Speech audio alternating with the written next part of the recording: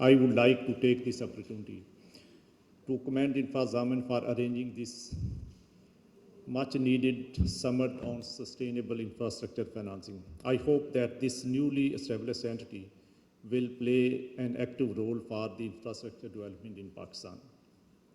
Ladies and gentlemen, infrastructure development is considered an essential requirement for economic growth of any country, owing to its linkages with different sectors of the economy. Investment in infrastructures like energy, telecommunication, sanitation, transport network helps to increase competitiveness, improve productivity, facilitate economic development, and enhance social well-being of the society. However, it is challenging to finance infrastructure development and its maintenance, which requires huge amount of capital. Therefore, there is often a demand-supply gap when it comes to availability of adequate infrastructure.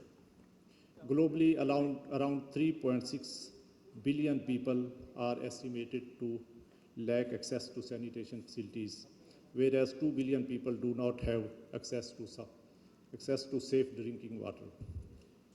Around 1 billion people are unable to get access to health facilities. Majority of these people are in the Asia-Pacific region. This situation has actually worsened after the COVID-19. Prior to the outbreak of the COVID-19, US $80 trillion were estimated to be required up to 2030 to bridge the global infrastructure gap and fight climate change. According to an Islamic Financial Services Board working paper, on average, emerging and developing economies are expected to spend around 4.5% of their GDP on new infrastructure projects.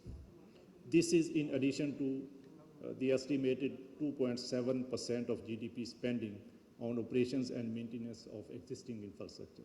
In absolute terms, the required amount to finance the infrastructure investment is estimated to be around $920 billion per annum. Ladies and gentlemen, as we all can observe, that Pakistan faces acute lack of infrastructure facilities, including energy, communication networks, water and sanitation, educational institutions, and recreational facilities. Last year's floods have further worsened our aging infrastructure. According to the Post-Disaster Needs Assessment report, Pakistan requires US $16 billion in recovery and reconstruction costs. And this even does not include the expected cost from disease, lack of food and clean water. Pakistan's needs are massive, but unfortunately our resources are limited to develop sustainable infrastructure.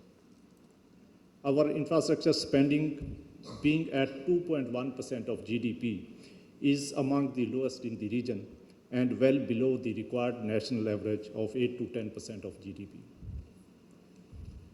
Infrastructure projects, by their very nature and design, require relatively large investment besides requiring longer gestation period for development, construction, startup, and operation.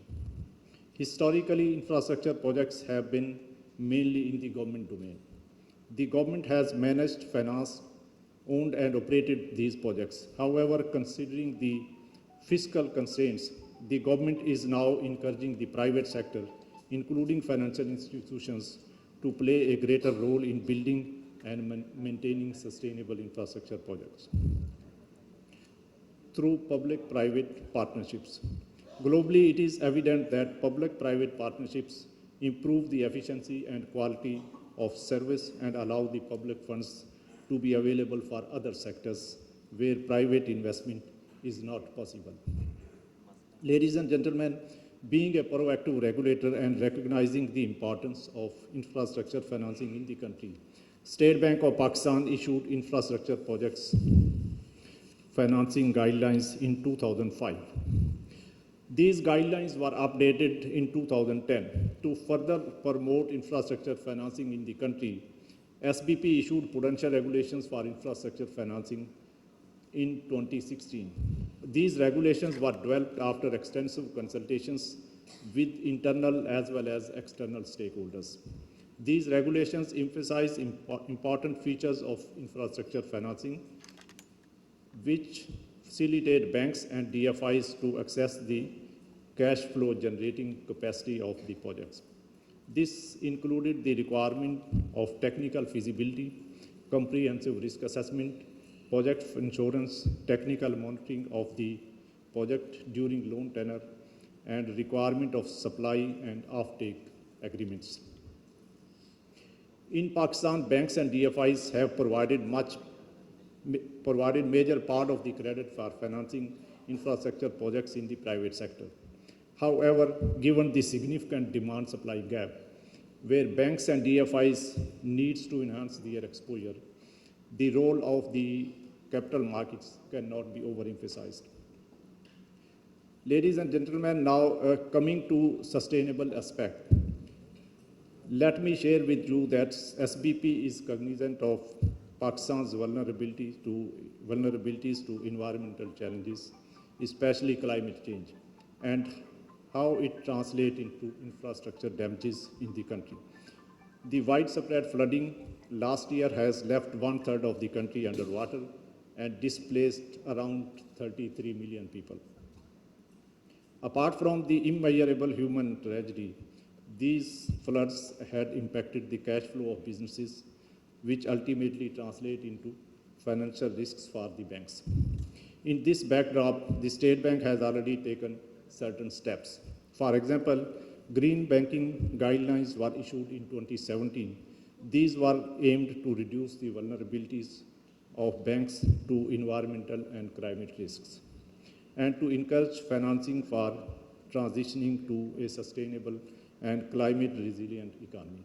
It is worth mentioning that since the issuance of green banking guidelines, banks are in continuous process of implementing green and sustainable banking practices in the country. Recently, in November 2022, the State Bank has also issued environmental and social risk management implementation manual for banks and financial institutions. This is basically an improved version of the green banking guidelines, particularly with respect to environmental, social, and climate risk management. SBP has provided 3 years to banks and DFIs to implement the manual. SBP has also allowed this ample time, keeping in view that banks and DFIs are required to establish their environmental and social risk management systems and procedures, and to integrate the same with their credit risk management procedures in a gradual and phased manner. However, we will encourage them to have faster implementation of this manual.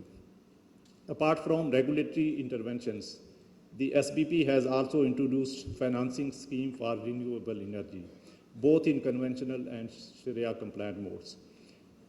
Under this scheme, concessionary financing is available at a maximum end-user rate of 6% per annum for power generation of up to 50 megawatt projects using alternative and renewable energy sources. These may include use of solar, wind, hydro, biogas, biofuels, gas cogeneration, and geothermal sources of energy. This scheme not only promotes use of clean energy, but also contributes towards the development of sustainable infrastructure in power sector in Pakistan. I'm happy to share that the scheme has made remarkable progress, with banks providing financing to more than 2,300 projects with a cumulative capacity of almost 1,600 megawatts under this scheme. This progress ultimately contributes to the government's target to achieve 30% renewable energy share in the total generation mix under the Alternate and Renewable Energy Policy 2019. Ladies and gentlemen, in the end, I would like to reiterate that the role of financial industry is vital in bridging the demand-supply gap of sustainable infrastructure development, which is critical for overall economic development of the country. The financial services industry has to develop innovative, innovative mechanisms and products to cater to the unmet needs of these large-scale and long-term projects. On behalf of State Bank, let me assure you that within our mandate, we will continue to play our role in promoting sustainable infrastructure financing and facilitate the financial institutions in building their capacity in this regard. I wish you at the end a very insightful and productive discussion ahead during today's conference. Thank you for your attention. I know there have been a number of incentives also provided. So this is an opportunity for the private sector maybe to also explore investment in those projects. And similarly, I know there are certain private developers also working in various infrastructure projects. So that's another opportunity. And then IT-related infrastructure is another opportunity where private sector can come forward. And similarly, there are certain mega projects also, which the government want to develop through public-private partnerships. So I think there are many opportunities. Financing obviously is an issue, and for that, banks and financial institutions will also have to play their role. Maybe not all the financing requirements can be met through the equity financing, so banks have a major role to play, and that's the reason we have issued these guidelines for banks also, so that they can have the necessary regulatory framework under which they can operate and can come forward and provide financing to these mega projects.